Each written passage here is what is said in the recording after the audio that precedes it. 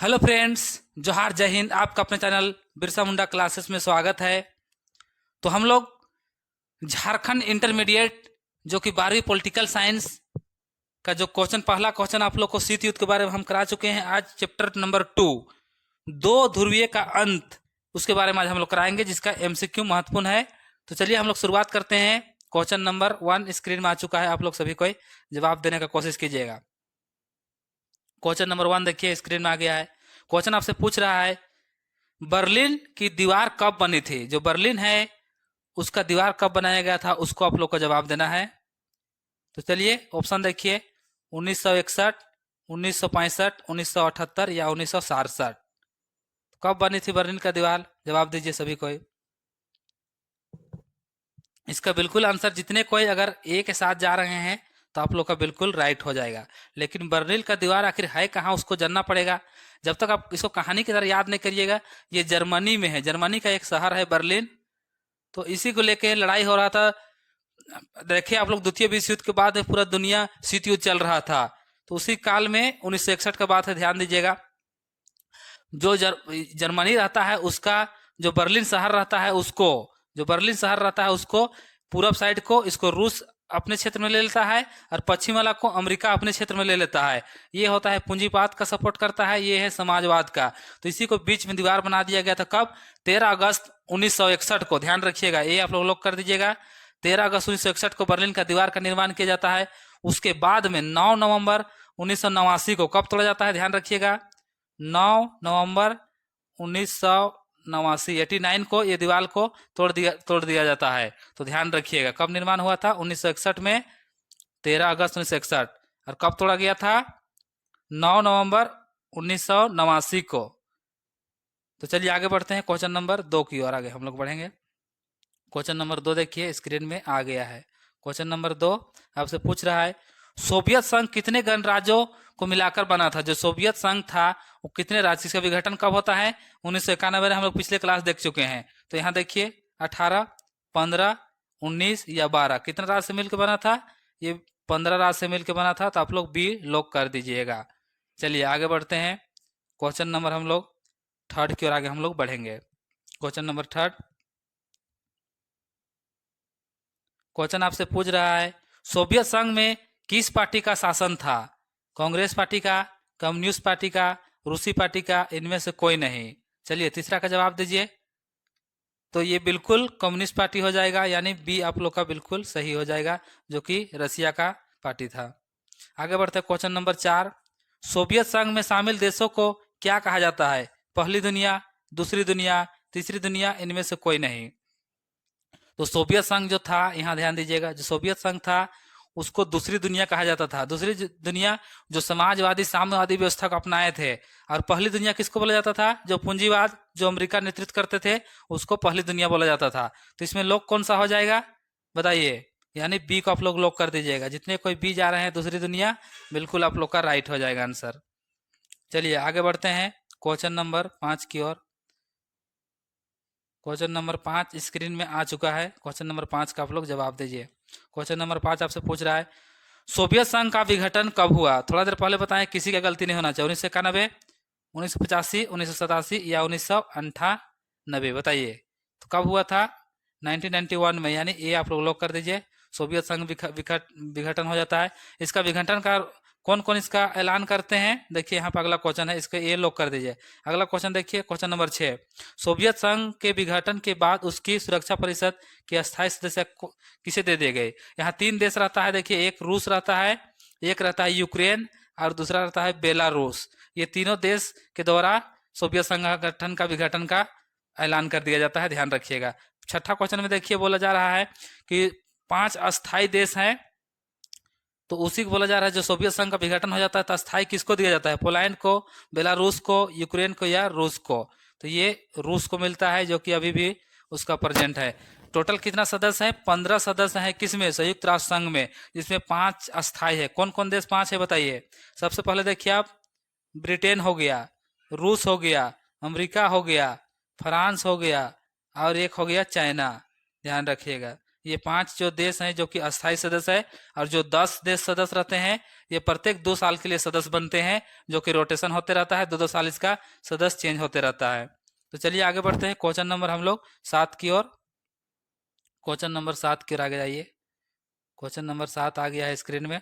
Question number 7 आपसे पूछ रहा है, बर्लिन की दीवार को किसने गिराया था? देशद्रोहियों ने, आम जनता ने, पुलिस ने या सरकार ने? किसके द्वारा गिराया था? जर्मनी हम लोग देखे, जैसे ये जर्मनी हो गया, जर्मनी के बीच में एक दीवार था, उसी को बोला जाता है बर्लिन का दीवार। जो बर्लिन जो शहर रहता है, ये हो जाता है पूर्वी जर्मनी, ये होता है पश्चिमी जर्मनी। तो ये साम्यवादी व्यवस्था रहता है, यहाँ से ज्यादातर लोग पलायन करके पश्चिमी जर्मनी आ जाते हैं। तो ये जो पूर्वी वाला रहते हैं, ये लोग दीवार को गिराने का काम करते हैं, जो आम जनता रहते हैं। तो आप लोग यहाँ बी लोग कर दीजिए, कौन गिराते हैं? आम जनता। वो भी पूर्वी जर्मनी के लोग गिराते हैं दीवार को, क्योंकि यहाँ जो पढ़ाई लिखाई होता था, सब पढ़ लिख के नौकरी करने के लिए पश्चिमी जर्मनी आ जाते थे, ये पूंजी व्यवस्था था इसीलिए। तो इधर बहुत नुकसान हो रहा था, ये रूस वाला सपोर्टर था, ये अमेरिका वाला, ध्यान रखिएगा। चलिए क्वेश्चन नंबर 8 के आगे हम लोग बढ़ेंगे। क्वेश्चन नंबर 8 देखिए, 1991 में सोवियत संघ के विघटन के उपरांत कौन सा देश महाशक्ति के रूप में उभरा? बताइए। हम लोग शीत युद्ध देखे थे 1945 से लेके 1991 तक। तो 91 में जब सोवियत संघ का विघटन हो जाता है, देखिए 1991 में सोवियत संघ का विघटन हो जाता है, तो पूरा दुनिया में एक महाशक्ति के रूप में उभरता है कौन देश? जर्मनी, इटली, अमेरिका या तो चाइना? तो आप सभी को पता है, अमेरिका पूरा दुनिया में एक महाशक्ति के रूप में उभरा हुआ है। अभी देखिएगा तो अर्थव्यवस्था के रूप से चीन भी बहुत आगे बढ़ रहा है, लेकिन अमेरिका अभी भी पूरा दुनिया में पावरफुल देश है, सबसे शक्तिशाली देश है। चलिए आगे बढ़ते हैं क्वेश्चन नंबर 9 की ओर। क्वेश्चन नंबर 9 देखिए। क्वेश्चन नंबर 9 आपसे पूछ रहा है, सोवियत अर्थव्यवस्था की प्रकृति के बारे में कौन सा कथन गलत है? गलत आपको बताना है। सोवियत अर्थव्यवस्था में समाजवाद का प्रभावी विचारधारा था क्या? देखिए बी में, उत्पादन के साधनों पर राज्य का स्वामित्व था क्या? जनता की आर्थिक आजादी थी? अर्थव्यवस्था के हर पहलू का नियोजन और नियंत्रण राज्य करता था? बिल्कुल सही है, यानी ए भी सही है, बी भी सही है और सी भी सही है। तो आपसे पूछा क्या है? गलत, यानी गलत सी है, तो आपका आंसर बिल्कुल सी राइट हो जाएगा, ध्यान रखिएगा। चलिए आगे बढ़ते हैं। चलिए क्वेश्चन नंबर 10 की ओर हम लोग आगे बढ़ते हैं। क्वेश्चन नंबर 10 आ गया है। क्वेश्चन नंबर 10 आपसे पूछ रहा है, सोवियत संघ के विभाजन के बाद रूस का प्रथम निर्वाचित राष्ट्रपति कौन बने थे? क्वेश्चन नंबर 10 का आप लोग जवाब दीजिएगा। ऑप्शन देखिए, ब्रेजनेव, एल्त्सिन या तो स्टालिन, गोर्बाचोव? कौन बने थे उसको बताइए। तो 10 का जितने कोई लोग कर रहे हैं बी, बिल्कुल सही है। क्वेश्चन नंबर 11 देखिए, आ चुका है क्वेश्चन नंबर 11। क्वेश्चन नंबर 11 का जवाब दीजिएगा। ब्रेजनेव किस देश के राष्ट्रपति थे, उसके बारे में आपको जवाब देना है। अमेरिका के, इंग्लैंड के, सोवियत संघ के या चीन के? तो कहाँ के रहते हैं? ये सोवियत संघ के रहते हैं, यानी सी का आप लोग लॉक कर दीजिएगा। चलिए 12वां क्वेश्चन देखिए, स्टालिन संविधान कब लागू किया गया था? स्टालिन संविधान कब लागू किया?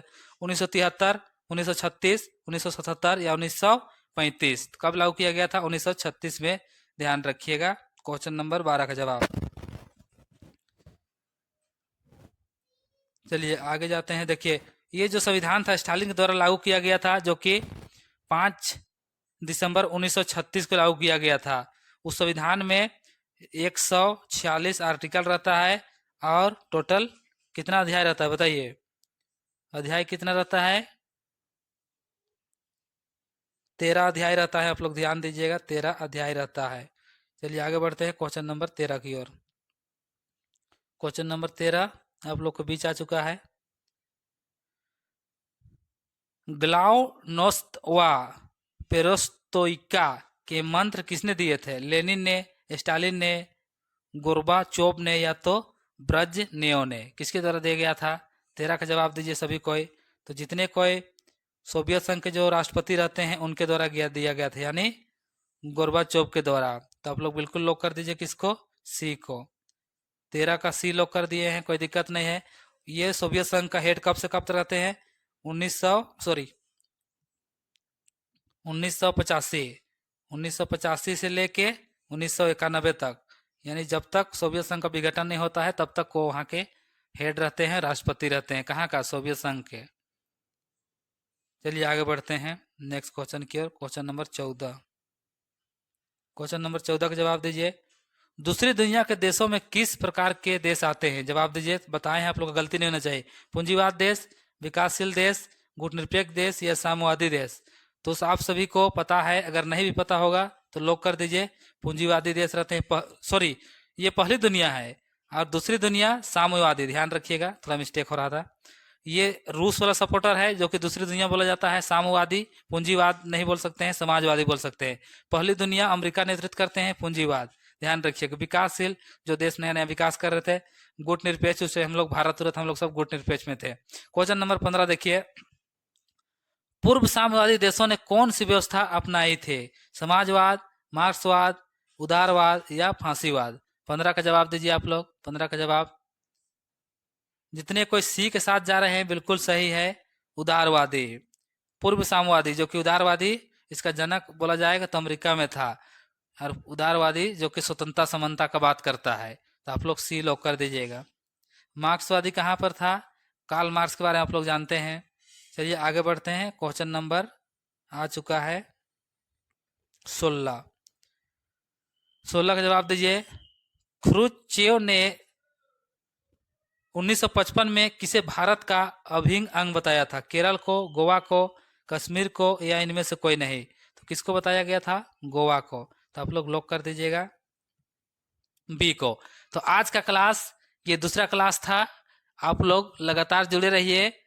ये पॉलिटिकल साइंस का भी चल रहा है, आप लोग को पॉलिटिकल साइंस 12वीं यानी एनसीईआरटी 2025 में आप लोग एग्जाम देने वाले हैं। अगर आप लोग का सही साथ रहा, प्यार रहा, तो साइंस का भी क्लास बहुत जल्द आप लोग का आने वाला है। साइंस का स्पेशलिस्ट सर साइंस का क्लास लेकर आने वाले हैं, तो अगर आप लोग साथ दीजिएगा, आप लोग का प्यार रहेगा, तो क्लास बहुत जल्द आप लोग का आने वाला है। तो चलिए हम लोग नेक्स्ट क्लास में मिलते हैं। सभी को जोहार, सभी को जय हिंद।